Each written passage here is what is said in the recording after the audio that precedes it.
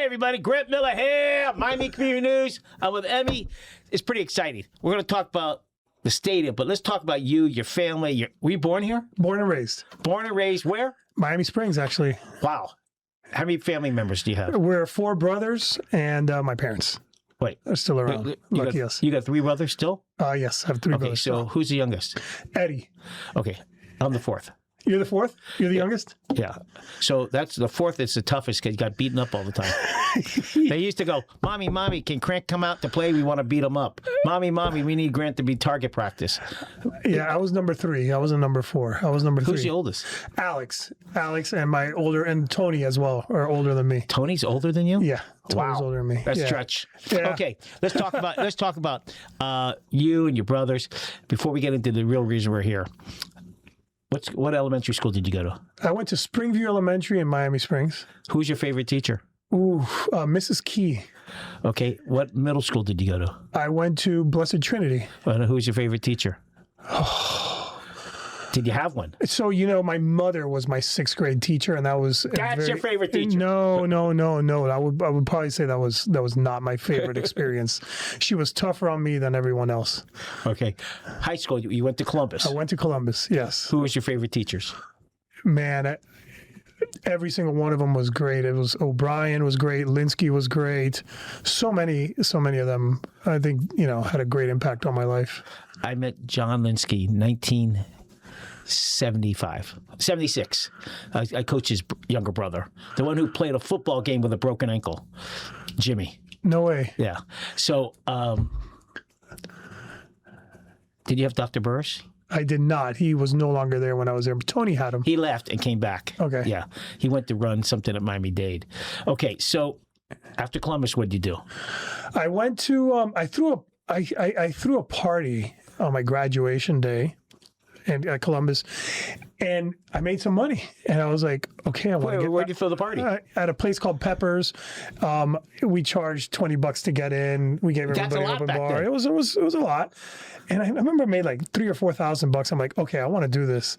I ended up going to FIU and started throwing parties for a living. Wow. Now, your father, what did he do for a living? My dad was a pharmaceutical rep. For who? Which one?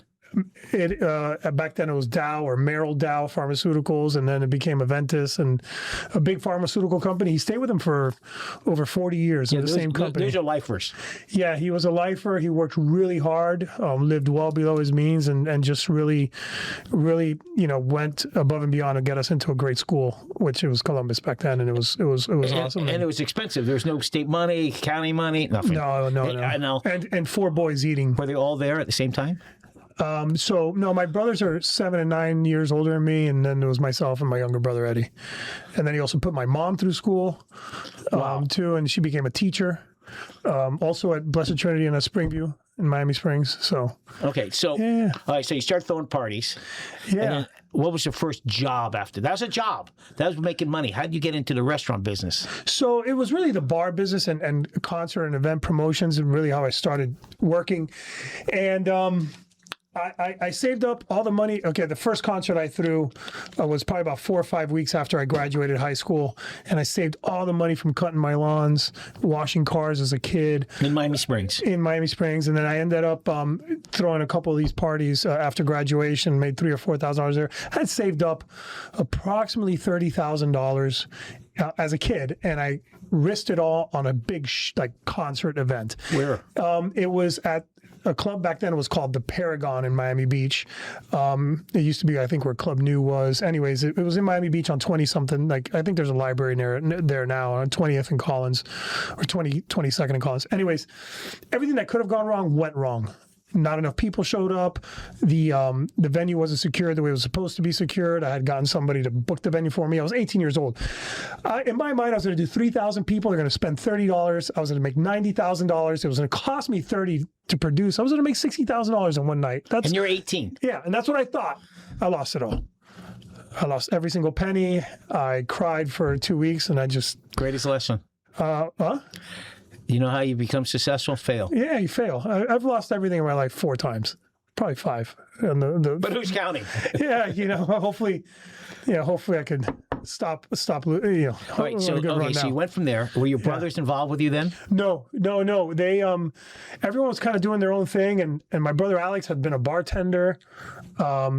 And Tony was working VIP ropes at a Tony nightclub. was an all-county soccer player, am I correct? Yeah. Is it Tony. real, or was he really that good? Yeah, he was great. He was great. Other people tell me that. My older brothers are my idols, and especially at that time, they were my idols, man. And growing up with older brothers, as you know, older, you look up to them, man, and you want to be like them. So I had really good role models because they were, they had their things. I mean, no one's perfect, but they really had, like, Tony was great at soccer. He was into fitness. He was looking good. He worked hard. My brother Alex worked hard, and it's just they had good role models. Okay, so you did that. You lost. And then what did you do? Started all over again. Just started working every single position I could in the club world, let's call it. I worked VIP doors. I would promote my own events and parties. I'd make my own flyers and pass them out.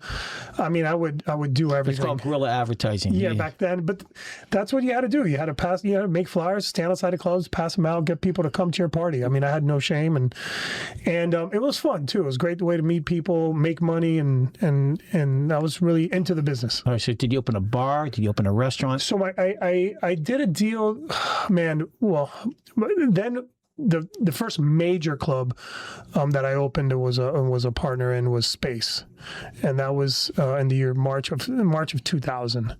And I had Space. Louis Puig owned it with George Nunez, and over time I became a partner. When we opened it up, I was the marketing director. And how many square feet is that place? 20. It was 20,000. And how many floors? It was back then. It was in a different building. It was one floor, 20-something thousand square feet, and we would do 5,000 people a night, 4,000 people a night, and it was just pounding house music in one room, hip hop in another. It was just 4 different rooms, 4 different types of music, and it was all hours and into the morning and into the next day. I remember going to a bar in Broward County.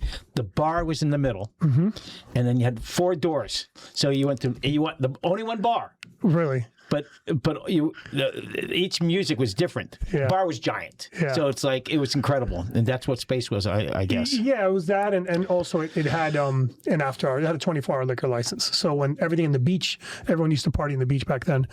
Everything in the beach would close down. Everyone just ended up in downtown. And we had that venue for a good 17 years. And then until we sold it. And it was quite an experience. And while I had that, I also had a marketing company. And in that marketing company, I basically did a bunch of different events and club nights, concerts. We brought Swedish House Mafia to the sand on the beach. We did a bunch of concerts at the Surf Comer Hotel, these massive pool parties. And then when there was Space was really strong on Saturday nights, so the other 6 days out of the week, I basically would take contracts with these venues and help increase their business. And it worked out really well. Because you knew the business. Yeah, we knew the business. I had relationships back then. It's all about relationships, as you know, and we just helped get. I would help get everyone's numbers up and take a percentage of the sales, and it was a lot of work because I would burn the candle at both ends. You're out 6 nights a week, but you're also in an office 5-6 days a week to make it happen too. So you're only working 18, 19 hours a day. You wake up and work and go to sleep. But work was fun, right? It's not work. To you, it wasn't. It's a career. It's a career. It was passion. All right. So you did this. Then what was the first one? Was the Wharf one of the big ones? Yeah. So, the Wharf was amazing. I actually, one of those, I had a really big event, and I had that went south. It did not work out. It was a big festival. I lost everything. It was after we sold the club. That's number 2. This was number 4. This was number 4. And I filed bankruptcy. I had to file bankruptcy and start all over again. And we had sold Space. I was just burnt being at after hours 17 years in a row. It takes a toll on your body and your mind and your personality. Anyways, I had also gone through bankruptcy, had signed some personal guarantees on loans to produce this big music festival. It did not go well. And I had to start all over again. And the Wharf was the first project coming out of that, and the Wharf was spectacular because my partner now, Alex Montegon, owned the land, and he's like, "Hey, He doesn't own the land. He owns the lease to land. no, he owned the land." Where the wharf is? Yes, so the wharf is made up of several Oh, parcels. I didn't know that. Yeah, Most people think that city owned it. So there's a small piece that the city does own, or let's call it half, where the wharf technically wasn't on. It was on the piece to the right of it. But it's an assemblage, and the side that's closest to I-95 was owned by the city, and the other side was owned fee simple by my partner Alex. That was next to the parking lot. In my head. Yes, yeah. So it's parking lot Where the bathroom is. Yes. So the bathroom was right on the line between the two. Okay. And then where the back of house was where the Garcias had their fish processing area, and the fishermen were there. Anyways, he's like, he was trying to get somebody to be a tenant to take this land, and he would build a suit. And I said, listen, I don't want to. I don't have a restaurant to put there, but if you let me lease it to you from you for 2 years, I could do a pop-up. And this pop-up, when you're done entitling it and you find somebody permanent, that's going to take you some time anyways. I'll leave. I'll just take my pop-up somewhere else. And was that building there already? Or did you have to build it? So we had so it was just a lot. It was just a lot. It was just an empty piece of dirt. How much money did you put into the equipment? Like a couple $100,000? The hangar and. I mean, it's about $1 million back then. I mean, now you try to build one, they're like. All I know is $7 million. I got to tell you, a couple years ago, maybe 5-6 years, my son calls me. He says, "I'm at the Wharf for New Year's Eve. Come on down." Well, you can't get in because every ticket's sold. Yeah, we're sold out. And you get in, and I'm thinking. So finally, the guy, I said, "My son has that table over." He says, "It was $150 per person." I'm going, "This is a great business." That's the only night that we charge people. Whatever, but I'm making a point. New Year's Eve, I'm thinking. And about an hour later, my son said, I'm sick of you. Go." It was a wonderful business and experience. But I got to finish telling you this because this kind of ties back to losing everything. I said to him, "Hey, I want to do this pop-up." He says, "Sure." And I go, "Perfect. I'll be back in 60 days. Let me go raise the money." And nobody wanted to do business with me. When you're going through bankruptcy and when you're down and out, nobody really wants to work with you. I mean, you found out who your friends were. And everyone was still friendly, but they just, they're not going to they're not going to put money behind a losing horse, I'm assuming, right? So for whatever reason, everyone said no. I went back to him and I'm like, "Hey man, I failed, but let me come in and show you what I want to do." And I showed him everything, and I said, "If you know anybody wants to put up the money, let me know. I don't even need to own the majority of this thing. I just want to see it happen." And he says, "All right, man, I'm sorry it didn't work out, man. Thanks for showing it to me." We shook hands. I didn't think anything of it. I already thought to myself, I'm going to leave hospitality and figure something else out. A week later, he calls me. He's like, "What if I put up the money?" And I said, "Let's go." And we met up. We made a deal happen. So he built out his property, and you're the vendor. Well, we just partnered in it, and it blew up. I thought we were going to blew up. It's not the word. Like it was. I thought we were going to do, $5 million a year, and we did, or $3 million a year in sales, and I think we did that like in the first 3 months. Yeah, and it's funny because you think you're on the water. The image you sold. Not you, the image out there was sold. You're on the water. Well, you can't see the water; it's dark, but you can feel it. Yeah, you're on. I mean, your boats are pulling up. Yeah, but it's really, you're on a river. You're not on the ocean. But yes. The attitude when you walked in, you felt and walked on.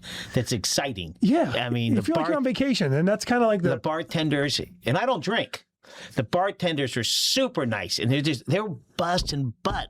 They got 3 drinks going. They got this going. Hey. The volume is crazy. I remember. And he had donuts. You didn't have Mojo donuts? Yeah, Mojo. Jimmy was there. It was fantastic. I'm going to see him tomorrow. Oh, you are? Yeah. I love him, man. Jimmy's a great guy. We were very fortunate. I thought we were going to do maybe 5,000 people a weekend. We're doing like 20,000 people a weekend through our doors. Wow. And that's just, it's insane to do that kind of volume. And at first we thought the neighboring restaurants, they thought they were going to hurt their business, or we were going to take people from you helped them. Yes, we just brought more people to the area. And it really helped. And then once we did that and people saw that it was here to stay, and then my brothers came to work with and help out and join us, and It's been a ride, man, ever since then. So coming out of bankruptcy and smacking a grand slam like that was life changing for me and my entire family. Yeah, it was great. It was great, and just first thing I did is bought a pickup truck and proposed to my wife. Bam. That was in which order? The proposal came first. Yeah, because you're not going to buy a new pickup. Yeah, no. All right, so, it's a great. The family works together. You learn. I tell people all the time. I fail all the time. If you don't fail, forward. if you're not failing, you're not doing things new. No. All right, so you're in the hospitality business. Yeah. Okay, can you put the Marine up on the Marine Stadium on the screen? There it is. Okay, so now we go from the Wharf to this. To me, I grew up with this. And this is exciting what's going to happen. People need to vote yes for this. It's just going to bring Miami back to what it was. And people love this location. The old timers love it. The new people, they don't know how exciting it'll be. When they redo this, how many people could sit there?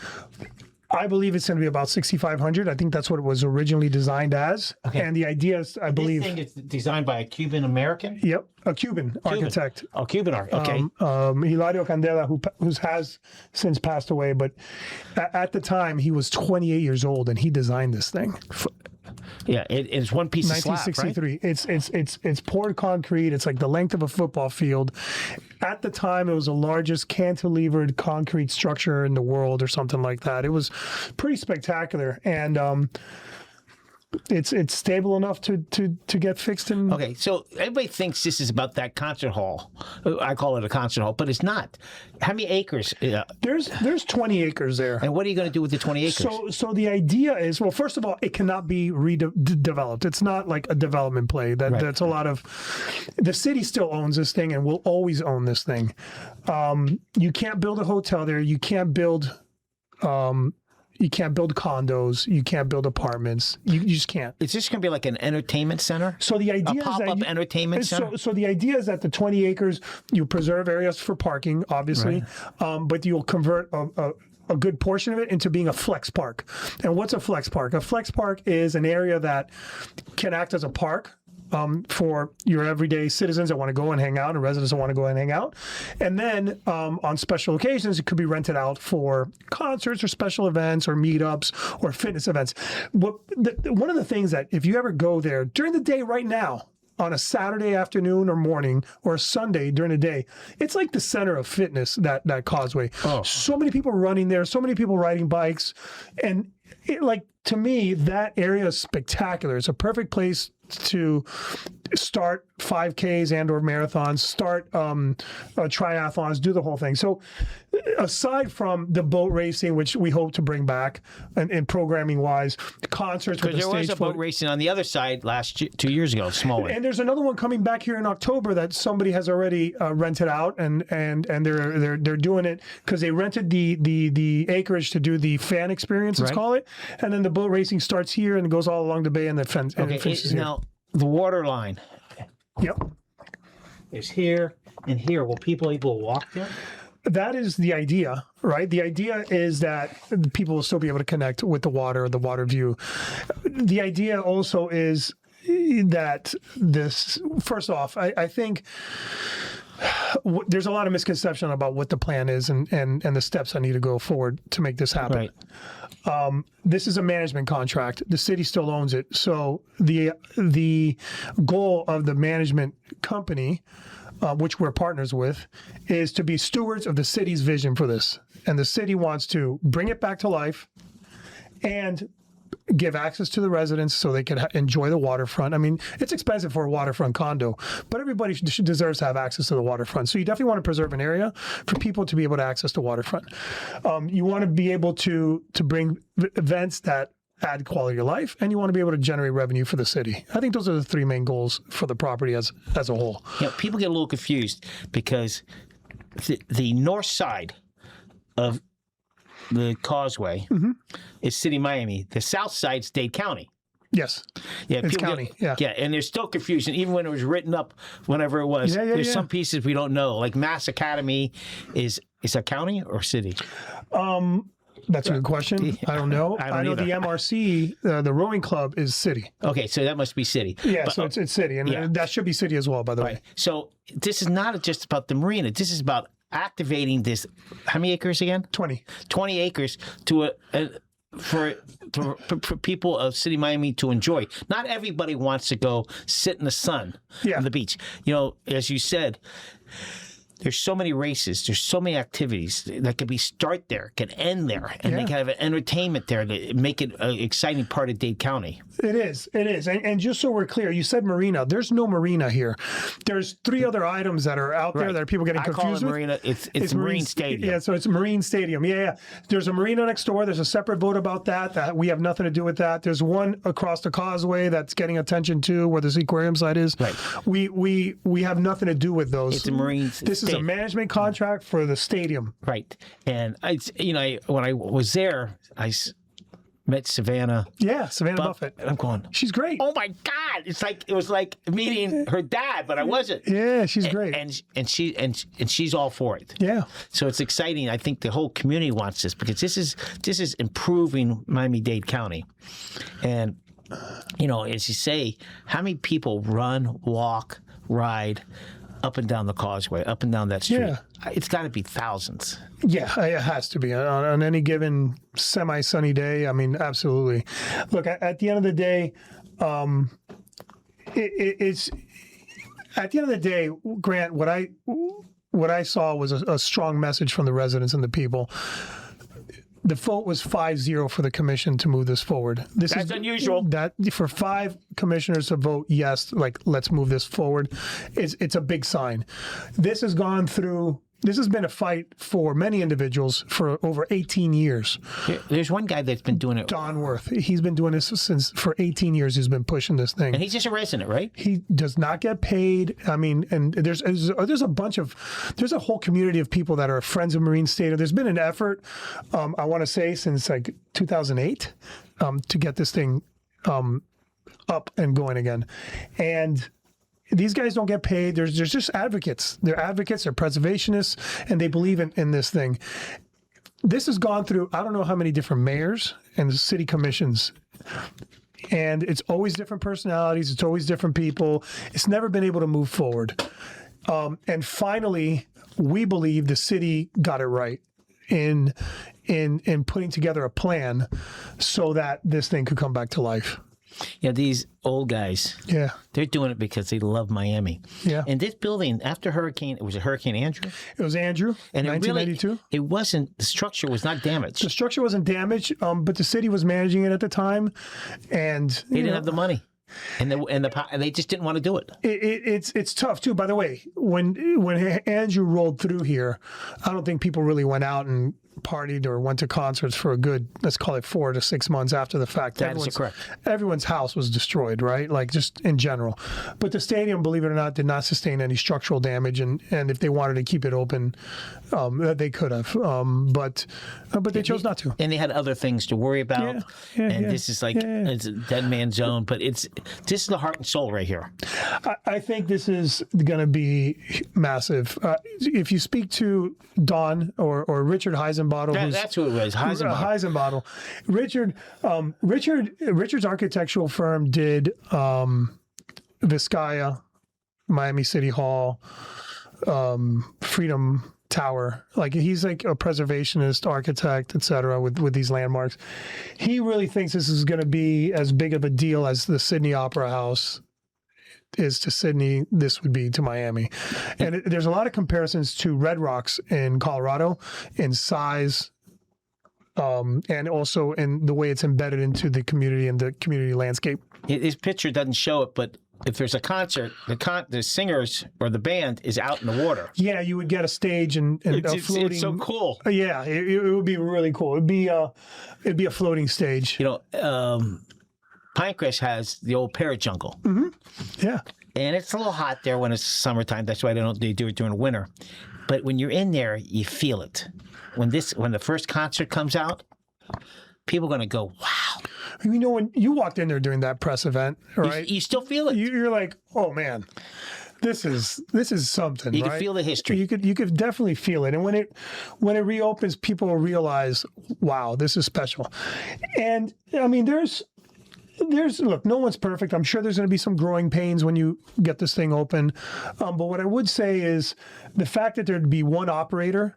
The city could hold somebody to a standard. Because right now, you could go there, rent the place out, point the speakers wherever you want, do whatever you want. Like they're renting you a piece of land and you could, like a real estate play, right? They're renting you a piece of land, you could do your event, see you later. Just make sure you do a traffic study and get it open. That's what goes on now.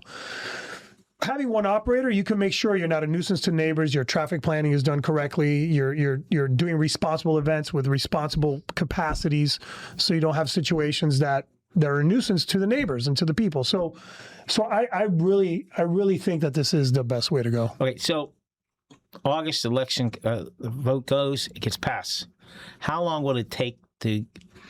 Not the stadium, the rest of it. 3 years, 2 years, 1 year. Well, not the stadium, because that's going to take years. Yeah. So I think, as soon as, God willing, the vote passes and everyone votes yes on the 18th of August, the city now has the authorization to go into contract and finalize the contract. And once that finishes or concludes, then the management company would, quote unquote, take over the site and begin filling up the calendar with dates and events and get the ball rolling and generate revenue and begin the plans on the restoration and work on the financing vehicles and instruments to get it done. I think, as soon as you vote yes on the 18th, that parking lot, things are going to happen. They will. I mean, our phone has already just been ringing off the hook just because people are going to assume that it's going to pass. And I never want to take anything for granted, but it's like, hey, are these dates available? Hey, are these dates available? And we have no control over the site yet. But I could just tell you from the interest or the phone calls that we're getting, it's going to be exciting. I mean, you can open up a pop-up movie theater. That'd be pretty cool, actually.